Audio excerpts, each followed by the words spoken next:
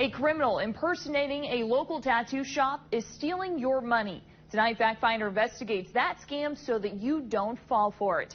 I spoke with the Salina tattoo shop owner, who is now fighting to get his own identity back.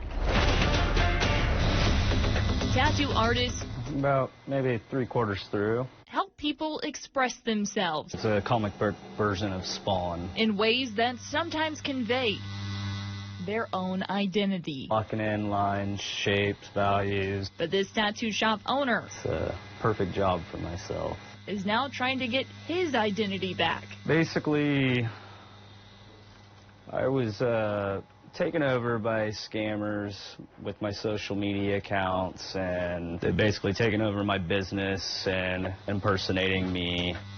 Not only that, the scammer has owner of Train in Vain, Michael Train's driver's license and part of his social security number. And I was offered from a small distributor for tattoo supplies, a sponsorship. Checked into it a little bit. The page on Instagram looked legit from what I seen, and so I went ahead and replied back to the guy and let him know I was interested, and before I knew it, I was on the phone with him. He definitely did a good job at fishing me out. Michael says the scammer knew a lot about tattooing and made it seem like he had been in the industry for years. This made Michael trust him. The scammer said to get the sponsorship, all Michael had to do was add a link to his Instagram bio. But when he did that, the scammer got access to the account. Basically gave him the accounts. He needed verification codes, so once I was locked out of Instagram, I was freaking out a little bit, and he assured me he would get me back into Instagram. All he needed was this verification code, and so desperately I gave him this verification code. Small businesses like Michael's heavily rely on social media.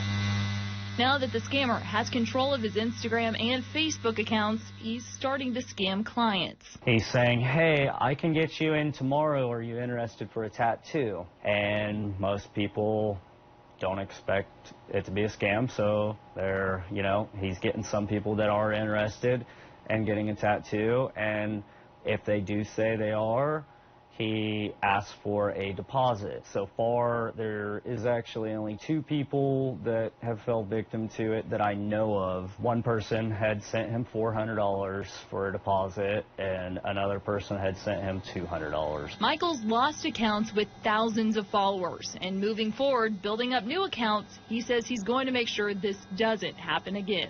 Scams like these happen more often than you think. It's important to protect your email, your social media, and bank accounts with something called two-factor authentication, meaning if someone is trying to gain access to those accounts, you'll be notified with an access code. It's very important, though, make sure you never give out that access code. Michael says he's filed a police report and he's created new accounts for his business. We do have those linked for you right now on KDVCH.com. Another new scam to watch out for. Ameritrust Credit Union says they are switching to a new app, and scammers are using the change to try to trick you. They'll spoof Ameritrust's phone number, so it looks like the credit union is on your caller ID. When the scammer calls, they'll ask for your account login information or your full social security number. Don't fall for it. Ameritrust says they'll never ask for your password. If you get a call and you aren't sure if it's legitimate, hang up and call Ameritrust back directly. The cost of housing is a concern for a majority of Kansans. A new Kansas Speaks survey from Fort Hays State University focuses on a number of questions on the issues of housing, homelessness, and property taxes, and the impact Kansans are seeing in their community. More than 70% say they're concerned about the cost of housing where they live. FactFinder senior reporter Sean Logging takes a look at what the survey found. In communities rural to urban, the issue of housing is getting a lot of attention. FHSU's Kansas Speaks survey found in addition to more than 70% of Kansans concerned about the cost of housing in their community, nearly 60% say the lack of affordable housing for purchase or rent is having a negative impact. A perception that if folks wanted to move, it would be really difficult for them to find something in their price range in their community now.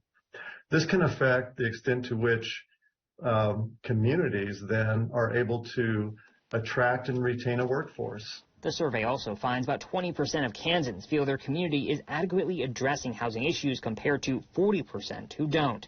Dr. Brett Zollinger, an author on the survey, says while this data is giving a statewide perspective, aren't sufficient to drill down to actual policy solutions in any given community, but they are at least the start of a dialogue. That dialogue has been happening around the state, including in Sedgwick County. We have to get to a point of action.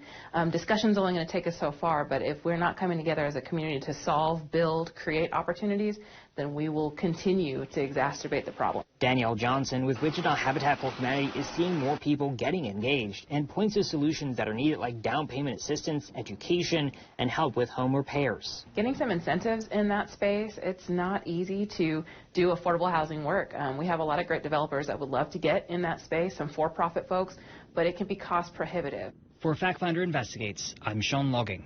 Habitat for Humanity says the number commonly used in Sedgwick County is 50,000 units short, and that number will only continue to grow without action. I mean, at first it just felt strange, but then the more I thought about it, I was like, this is kind of like a bribe because you're asking me to, not really lie about your product, but to withhold information that could have been helping somebody else. Fake reviews are on the rise, and some companies are now asking customers to remove negative reviews. We look into why this problem is getting worse next on FactFinder Investigates.